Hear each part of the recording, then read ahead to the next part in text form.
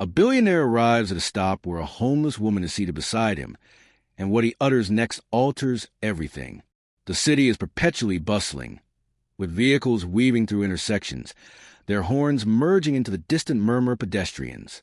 The sidewalks are vibrant, filled with people hurrying to lunch meetings, tourists capturing snapshots, and joggers maneuvering through the throngs. Yet, amidst all this activity, Angela remains motionless. She occupies the same bench she has claimed for months, directly across from a coffee shop where the aroma of roasted coffee beans never quite reaches her. In front of her sits a cup, an old fast food soda cup with faded colors, clattering with a few coins inside. Most passers-by ignore her entirely. Some glance her way for a fleeting moment before averting their gaze, as if recognizing her existence would somehow make them accountable for it. Angela once fought valiantly for this country as a Marine, strong and resilient, but now she battles just to get through each day. Her hands, rough and calloused, grip the straps of her worn military backpack, a remnant from a lifelong past. Everything she possesses is contained within it: a blanket, a tattered sweatshirt, and a few canned goods salvaged from a church shelter. She shifts slightly, attempting to stretch her sore legs. Sleeping on concrete does things to the body that she never imagined she would have to endure. She pulls her coat tighter around her shoulders. It's early spring, yet the cold still lingers in the mornings. The metal bench bites against her skin, even through layers of fabric. Across the street, people sip their lattes and laugh, as if nothing in the world could ever touch them. Then, a car slows down, not just any car, but a sleek black Rolls-Royce, the kind of vehicle that seems almost surreal, the type that belongs in the glossy pages of high-end magazines. The tinted window rolls down just enough for the driver to exchange words with someone seated in the back. Moments later, the door swings open and a man steps out. He is tall, impeccably dressed in a charcoal suit, with a crisp white shirt and a watch that likely costs more than an entire block of apartments in this area. Angela doesn't immediately recognize him, but there's something familiar about his face. Perhaps she has seen it in the news or on a billboard.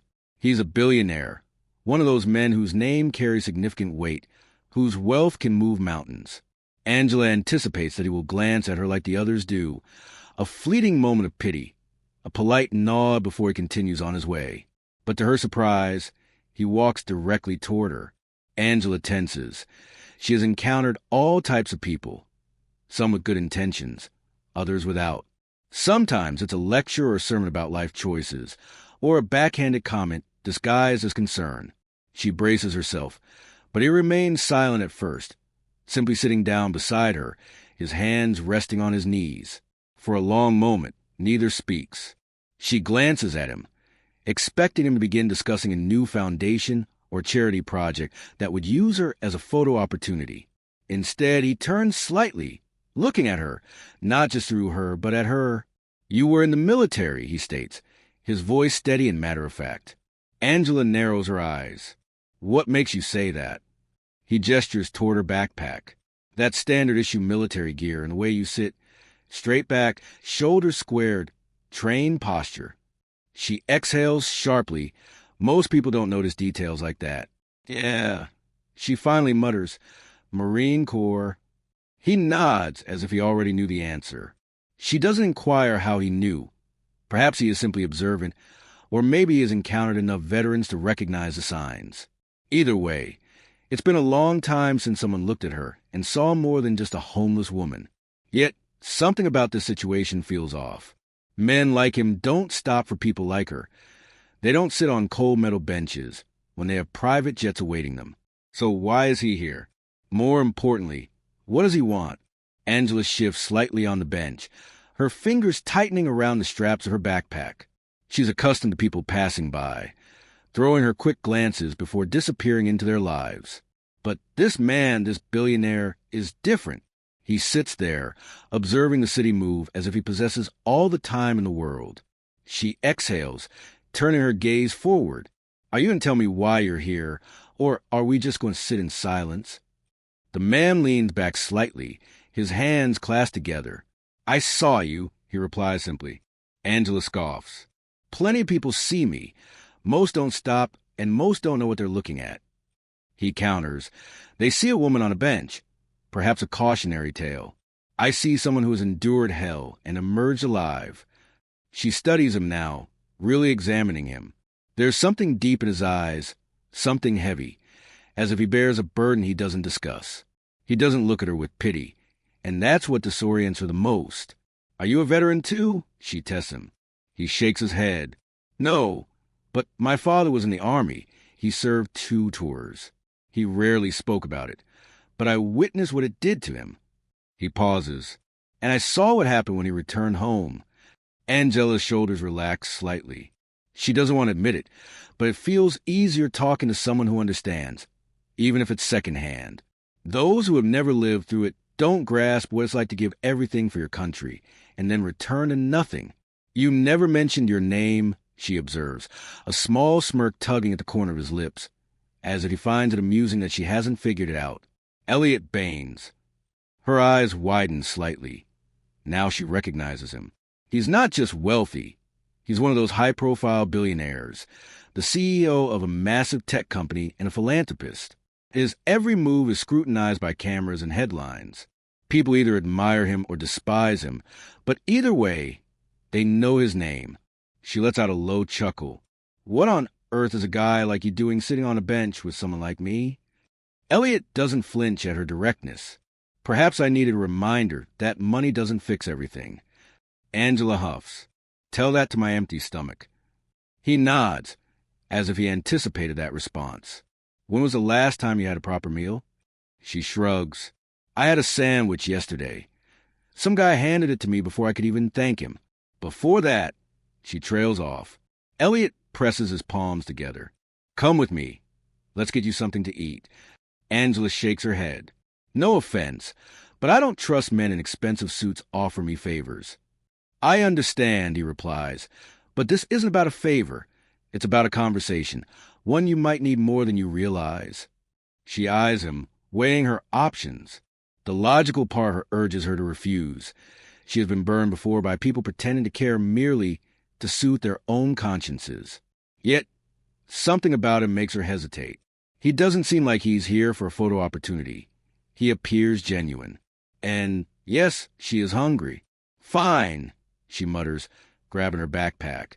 "But if you try anything shady, I've got a mean right hook." Elliot chuckles. Noted. They stand up, and for the first time in ages, Angela walks beside someone who doesn't render her invisible. But what does he truly want from her? Angela follows Elliot down the sidewalk, keeping a few steps behind, her instincts on high alert. People move aside for him without him uttering a word. It's the presence, the expensive suit, the aura of someone accustomed to power. Meanwhile, she has spent years being overlooked, blending into the background as if she doesn't exist. The contrast makes her stomach churn. Elliot halts outside a quiet restaurant. Nothing flashy, but certainly not the sort of place that welcomes someone in tattered clothes carrying their entire life in a backpack. Angela hesitates. She has been ejected from establishments like this before, usually before she even sets foot inside. "Are you sure about this?" she murmurs. Elliot glances at her. "Yes, you." She exhales, bracing herself as they enter. Inside, the air is thick with the enticing scent of roasted meat and fresh bread, warm and inviting, the kind of comfort she hasn't experienced in years. A waiter approaches them, his polite smile faltering upon noticing Angela. His gaze flicks from Elliot to her, and she recognizes that look, the silent calculation of whether she belongs there. But before the waiter can utter a word, Elliot speaks. 2 seats in the booth at the back. The waiter straightens. "Of course, sir." Just like that, they are seated, an immaculate white napkin in front of her, silverware that actually gleams. Angela glances around, half expecting security to arrive and escort her out. When no one does, she exhales and picks up the menu. "Order whatever you desire." Elliot encourages. She hesitates, scanning the page. It has been so long since she had a choice. Most of her meals come from shelters or whatever she can scrounge together. "You're going to regret that offer," she mutters, then orders a steak, mashed potatoes, and a slice of pie. Elliot smirks. "Good choice." They sit in silence for a moment, and Angela shifts in her seat, feeling the weight of something unspoken hanging between them. Finally, she speaks up. "You're going to tell me why you're really here." Elliot doesn't respond immediately. He leans forward slightly, elbows resting on the table. Have you ever thought about how you ended up here? Angela stiffens. You mean being homeless or everything that led up to it? Both. She exhales, leaning back. I don't like to dwell on it. Thinking doesn't change anything. But it matters, he insists. Your story matters. She scoffs. To whom? Elliot's expression remains unchanged. To me? She studies him carefully, searching for sincerity. For the first time, there's a flicker of hesitation in his eyes, as if he's weighing his words and deciding how much to reveal. My father returned from the war a different man. He finally confesses. He lost himself in alcohol, couldn't maintain a job, and pushed everyone away. When he lost everything, no one came to his aid. Angela swallows. She knows that story, for she has lived it. I was just a child, Elliot continues. I didn't understand then, but I do now. I know what it's like to watch someone fade into the cracks of a system that doesn't care. Angela remains silent for a long moment. Is that why you stopped? Because I remind you of him. Elliot exhales sharply. Maybe. Or perhaps I simply grew tired of walking past people like you and pretending it wasn't my problem. Angela's throat tightens. She has had others offer her food, drop a few dollars into her cup, but no one has ever said that to her before. No one has ever admitted they saw her and actually felt something. The food arrives, breaking the tension. Angela picks up her fork, but doesn't eat right away. She observes Elliot, trying to decipher him. All right, rich guy, she finally says. Let's say I believe you. What happens now? Elliot leans back, a small smirk forming on his lips. That depends on you. But what he's about to propose will change everything.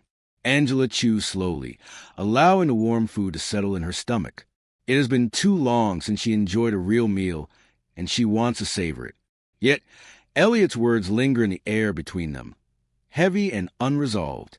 What do you mean it depends on me? She finally asks, setting down her fork. Elliot folds his hands on the table. I want to assist you, not just with a meal, not just for a night, but for good. Angela stiffens. She has heard this before. People with good intentions tossing around words like help and change, only to vanish when things become challenging. She has learned not to trust promises. She laughs, but there's no humor in it. You want to save me, is that it? Elliot doesn't flinch. No, I want to provide you with an opportunity. What you do with it is entirely up to you. Angela narrows her eyes. What kind of opportunity? He leans in slightly, lowering his voice. I want you to work for me. She blinks. What? I own multiple businesses, foundations, and programs. I could offer you a job, help you find something stable, assist you in getting back on your feet. Angela scoffs. You don't even know me. I know enough, he replies. I know you're not here because you're lazy. I know you've survived things that most wouldn't, and I know you're more than what the world sees when they look at you. Angela grips her fork tighter. She wants to believe him, to think that maybe, just maybe, someone sees her as more than a statistic. But trust isn't easy when you've been let down so many times. She shakes her head. Why me? Why not someone else? Elliot exhales. Because I walked past too many people like you before and did nothing. I don't want to do that anymore. Angela looks down at her plate, reflecting on the last time she had a steady job, a real place to sleep, a future. It feels like another lifetime. Think about it, Elliot says, sliding a business card across the table. You don't have to decide now, but if you want a way out, this door's open. Angela stares at the card, the words blurring slightly as a wave of emotions washes over her. She pockets it without a word. But what happens next is something neither of them could have anticipated. The moment someone snaps a photo of them together, the internet takes over. By the next morning, headlines explode across news sites. Billionaire Elliot Bain spotted dining with homeless woman. Social media speculates wildly. Some praise him for his kindness, calling him a hero, while others accuse him of staging the entire encounter, claiming it's merely a publicity stunt. Angela only discovers this when she wakes up to a throng of reporters outside the shelter where she spent the night. Angela, what did Elliot Baines offer you? Do you think this is just for publicity? Are you accepting his help? The questions strike her like bullets. She pulls her hood up, attempting to slip away, but the cameras follow her. Life was already challenging, and now it feels like a spectacle.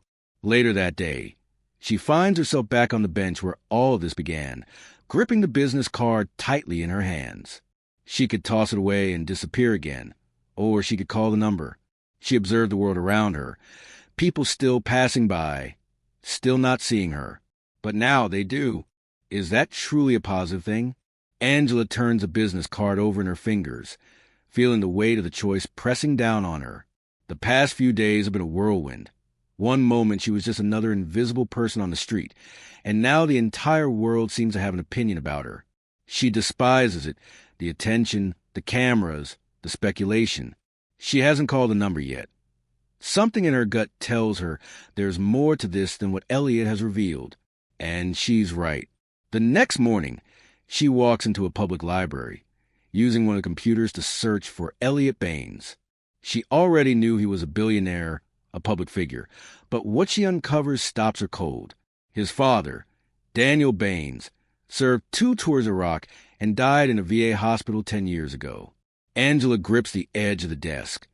She remembers that name, not from the news, but from her past. She clicks through old articles, her pulse racing in her ears. The pieces begin to fit together in a way that makes her stomach churn. She knew Daniel Baines, not well, but well enough. He was in the same VA support group she attended after her discharge. She recalls sitting in those dimly lit rooms, surrounded by other veterans grappling with their own demons. Daniel was one of them, quiet, polite, but you could see the war still live in his eyes. She also remembers the last time she saw him. He had just lost his apartment and said he didn't want to be a burden on his son. He insisted he would figure something out. A month later, he was gone. Angela leans back in the chair, staring at the screen. This isn't random. Elliot Baines didn't just stop because he saw her on the street. He stopped because she reminded him of his father. Her hands tremble as she logs out and steps outside. The morning air is sharp against her skin, and the weight of it all sinks in. She wasn't merely another homeless person to Elliot. She was a fragment of a past he never resolved. Angela exhales, staring at the business card again. Perhaps it's time to seek answers. That afternoon, she makes the call. A woman answers, crisp and professional. Mr. Baines's office. Angela clears her throat. Tell him it's Angela. He'll know who I am. There's a pause and, hold please. A few seconds later, Elliot's voice comes through the line. I was hoping you'd call. Angela grips the phone tighter. I know who your father was. Silence ensues, followed by a quiet exhale. I figured you'd piece it together. Why didn't you just tell me? Elliot's voice is steady. Because I didn't want you to feel like a charity case. I didn't stop for you out of guilt for my father. I stopped because I know what happens when people like him, like you, get ignored. I don't want to be one of those people anymore. Angela closes her eyes, unsure how to respond. Elliot speaks again. Come to my office. Let's talk properly. No cameras, no press, just you and me. Angela hesitates. But maybe for once, trusting someone isn't the worst idea. Because this time, it's not about charity. It's about something real. Angela stands outside the towering glass building, gripping the straps of her backpack. The city hums around her, horns blaring, conversations blending into a dull roar, but she feels stuck in her own thoughts. She could still turn around, walk away, and return to the streets, fading into the background where no one expects anything from her. Yet, something keeps her rooted in place. With a deep breath, she steps inside. The lobby is pristine, with polished floors and sleek furniture, the kind of place where people like her don't belong. The receptionist looks up, startled, but before she can say anything, Elliot appears from the hallway. Angela, he says, his tone neutral, but there's a glimmer of relief in his eyes. Come on in. She follows him through glass doors into an office with floor-to-ceiling windows overlooking the city. It's modern and luxurious, everything she expected from a billionaire. She crosses her arms. All right, Elliot, no cameras, no press, just us. So tell me, what do you really want from me? Elliot leans against his desk, watching her intently. I meant what I said. I want to help you, but only if you want it. Angela huffs. Help me how? By throwing money at me? Getting me a hotel room for a few nights. Elliot shakes his head. No, by offering you a job. She lets out a short laugh. Doing what? You think I can just slide into some corporate gig? No, Elliot replies calmly. I want you to work with veterans. People like you, like my father. Individuals who never received the support they deserved. Angela blinks, surprised. She wasn't expecting that.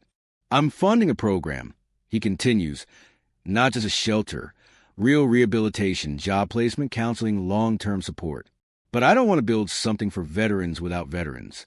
I need people who understand, who have been in the trenches, both on the battlefield and afterward. That's you. Angela stares at him, her chest tightening. This isn't pity. This isn't a handout. This is a chance to do something meaningful. You're serious? She asks, her voice quieter now. Elliot nods.